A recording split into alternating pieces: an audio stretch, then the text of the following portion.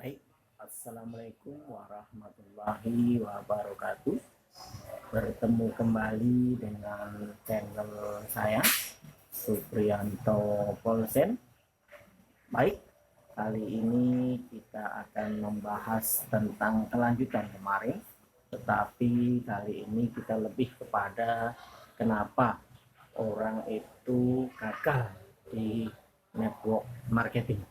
Jadi ada 10 langkah yang mematikan di dalam network marketing. Nah, inilah yang dilakukan oleh para calon-calon member baru yang sekiranya kurang memahami tentang network marketing. Nah, ini baik, kita akan membahas ini. Jadi ada 10 langkah mematikan di dalam network marketing. Nah, kita kilas dulu apa saja.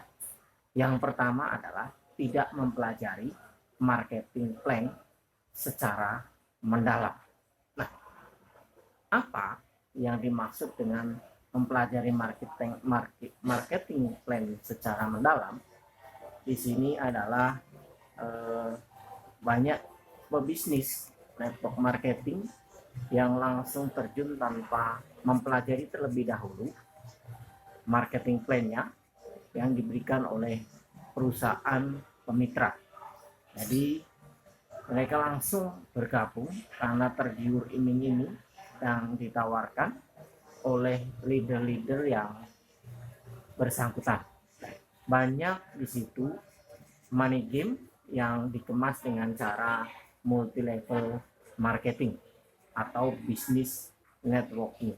Nah, sehingga orang-orang yang bergabung di awal akan mendapatkan keuntungan besar dan bergabung belakangan akan sebagai korban.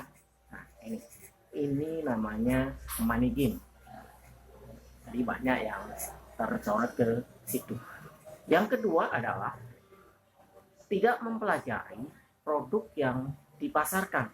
Nah, ini kadang-kadang mereka tidak mempelajari produk-produk apa saja yang mereka pasarkan. Yang sangat penting karena mempelajari produk maka kita akan memahami target pasar yang akan dicari atau kita tuju.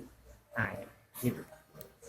Jadi network marketing ini salah satu pemasarannya adalah memasarkan produk. Jadi siapa target konsumen dan nilai tambah apa saja yang didapat oleh konsumen akhir maupun reseller member untuk produk-produk yang kita pahami dengan baik. Nah, multi level marketing bukanlah menjual mimpi, tapi memasarkan produk dan memberikan pelayanan kepada konsumen. Jadi melalui member-member dalam jaringan pemasaran tersebut.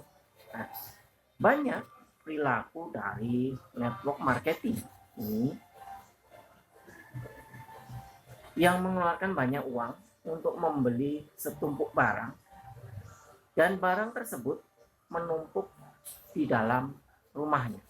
Hal inilah yang terjadi dalam pemahaman yang salah atau keliru di dalam network marketing. Nah, jadi kita harus memahami.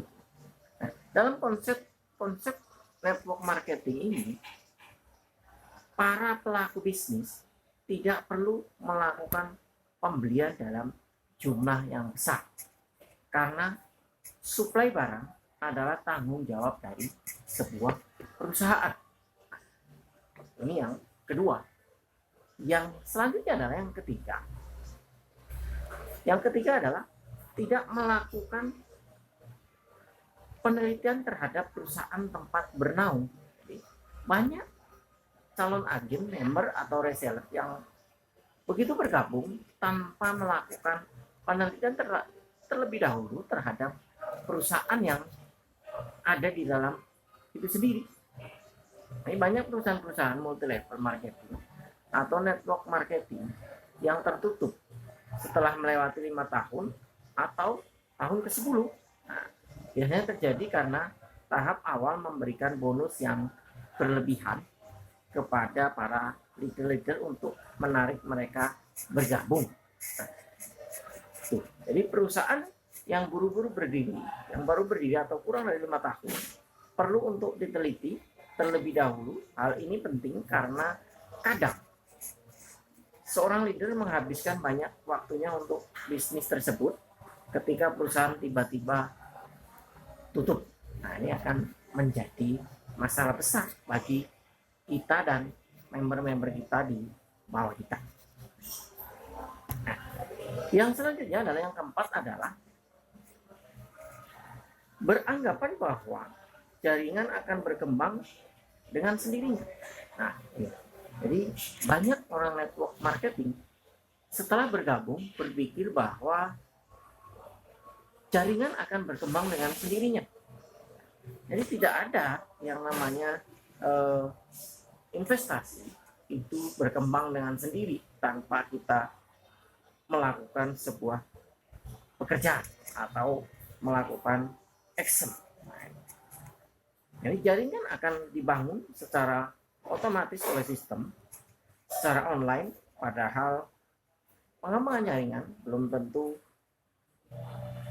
akan langsung berkembang tanpa adanya pelatihan-pelatihan dari network marketing itu sendiri atau dari perusahaan.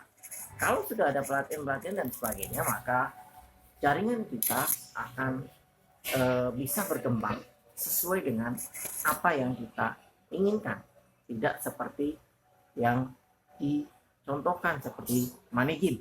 Nah, ini money game ini akan berbahaya karena orang-orang yang belakangan ini akan menjadi korban dari money game tersebut. Yang kelima adalah tidak suka presentasi dan mengikuti training. Nah, ini kesalahan dari para leader dan calon member kita setelah bergabung ini tidak suka dengan yang namanya presentasi, tidak suka dengan yang namanya mengikuti training. Nah, ini akan berbahaya. Jadi perlu kita luruskan bahwa presentasi dan mengikuti training ini adalah satu awal menuju suatu kesuksesan, memberikan semangat, motivasi terhadap diri kita,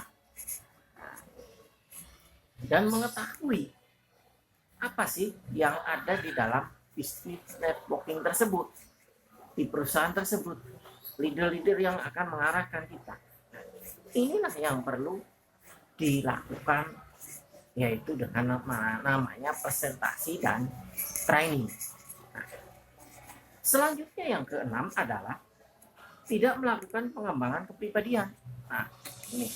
Jadi banyak hal yang kita tidak membangun sebuah networking atau jaringan ini secara multi level marketing dan menjalin kerja sama terhadap kepribadian kita untuk melakukan selalu pengembangan pribadi. Kita pengembangan pribadi adalah memberikan peran besar untuk pertumbuhan jaringan, untuk semakin jaringan kita menjadi besar, karena secara pribadi kita akan membina hubungan secara baik kekeluargaan, maka akan terjalin hubungan yang harmonis dan pengembangan kepribadian yang sangat dalam di dalam network marketing itu sendiri. Nah, baik, yang selanjutnya adalah yang ketujuh. Yang ketujuh adalah tidak menjadi pendengar yang baik. Nah, ini setelah kita menjadi member atau agen atau reseller, ini kita tidak menjadi pendengar yang baik. Nah, kenapa? Kita lebih banyak berbicara dengan hal-hal yang salah karena kita membicarakan yang belum tentu disukai oleh calon agen kita atau calon member kita atau calon prospek kita. Nah, ini kita tidak memahami apa sih yang dibutuhkan oleh calon klien kita. Jadi kita harus memahami betul calon member kita ini apa sih perlunya. Nah, ini perlu kita pahamkan di situ. Jadi kriteria yang ketujuh ini kita harus memasuk dulu ke dalam pola pikir mereka. Apa sih sebenarnya yang mereka butuhkan di saat sekarang ini. Selanjutnya adalah yang kedelapan, memaksa orang lain untuk bergabung. Nah, ini kita selalu salah di dalam mengambil sebuah keputusan, di mana kita sering memaksa orang untuk secepatnya bergabung.